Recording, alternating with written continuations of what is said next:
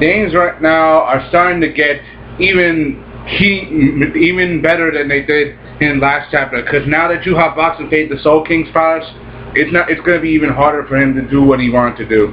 This is Sellavin Game of the Day's review of Bleach, in chapter 580 of the Headless Star 7. Now that Yuhabak is into the Soul King's powers, Hospital tries to rat and saying that this is an epic moment and stuff because they're finally here. That means they accomplished their goal.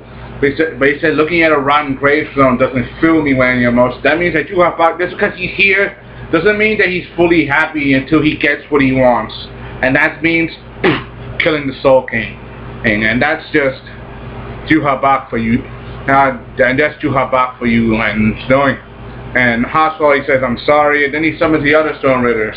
And just as they're about to make their move, someone blocks their path. And guess who it is? Tanjiro Korenchi, aka the first general of the East, also known as the Hot Spring Demon himself.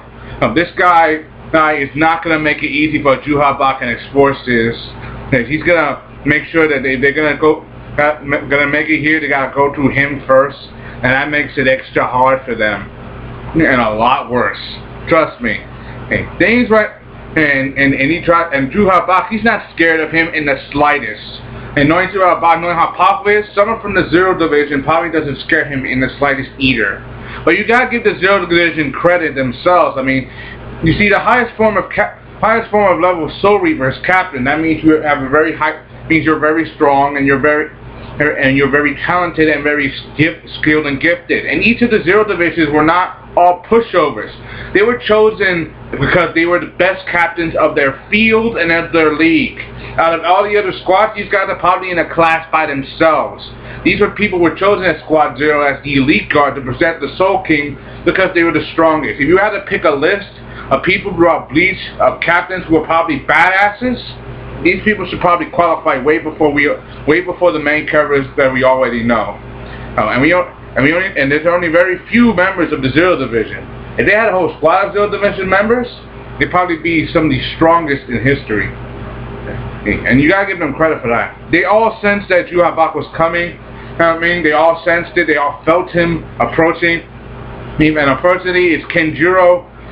It's Kenjiro who's the one who's greeting him first. He uses his power, Kenpachi, which means shining gold. And we've seen his power before during his training where he's trying to say Ichigo, Byakuya, and Renji. His power is basically steam water. Basically, he's like the reverse of Hitsugaya. You know how Hitsugaya likes to manipulate moisture and ice? He manipulates moisture and steam. In other words, he boils hot to such a hot temperature that it boils your skin to the point where you melt to death. And that makes him a very strong badass. Even Yuhabak isn't covered in this guy, but looking at Yuhabak's face, this is not even a threat to him. He's covered in that. He doesn't even look like he's taking any damage. It looks like to him, it just looks like a petty annoyance. And knowing Yuhabak himself, he's just getting started, and he hasn't even lifted a finger yet. And the same could be for Tenji. And knowing him, he's just playing with kid gloves, and those kid gloves are not going to be enough against Yuhabak.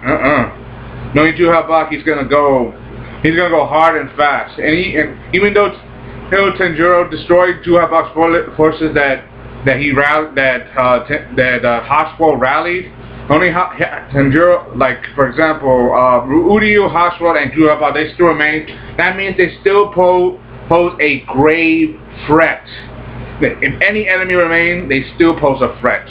That's logic of any fight and any battlefield, and they're following logic to a stricter point. And you gotta give him credit for that. Even though Genji knows how dangerous Yuhabak is, he's not afraid to confront him, which means he's not afraid to die fighting for what he believes in. Sorry, bad connection. My fault. My fault.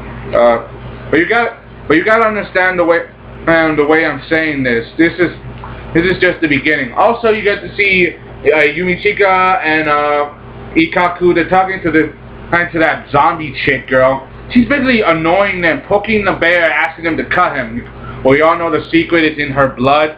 If any of her blood touches you, your body literally shrivels up and literally dies on you like poisonous bacteria or some crap, like a zombie virus. So anyone, if you cut her, she cuts you.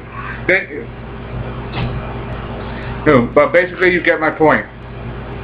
Basically, you get the point of what I'm talking about. And you guys gotta understand this. This makes sense. And it does make a little sense,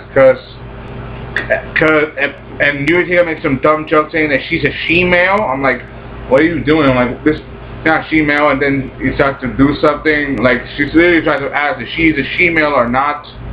But that doesn't seem to bother her in the slightest. Well, it does a little bit because she's asking if she's not a girl or not. Then this unidentified Storm Raider kiss came out of nowhere. He looks kind of like her brother or something. So you alright? Let's kill them all. And that's the way the chapter ends. And I want to see more of the Zero Division's fights. I don't want to see the rest of the Stern Raiders, but I'm open-minded. I want to see what happens next. Hopefully, when we get back to Tenjiro and Juha Box fight, it's gonna be nasty and gnarly and a bit explosive. What about you? What do you think? Hope you enjoyed. I put the link down in the description to Sellavin. I want your honest opinion. Can Tenjiro hold his own against Juha Box? Hope you're alright. Thanks for watching. Comment, subscribe. Signing off.